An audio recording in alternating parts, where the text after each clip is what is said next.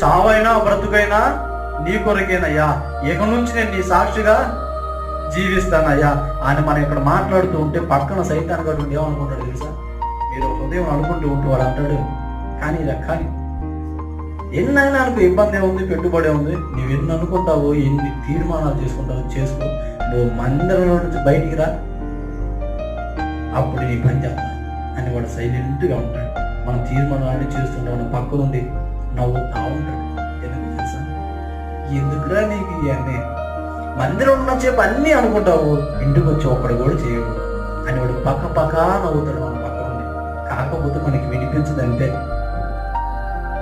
మన సన్నిధిలో ఉండి, అయ్యా చావైనా బ్రతికైనా నీ కొరకే, ఈ రోజు నుంచి నేను నీ సాక్షిగా జీవిస్తానయ్యా అని మనం చెప్పుకుంటూ ఉంటే వాడు పక్క నవ్వుతాడంట.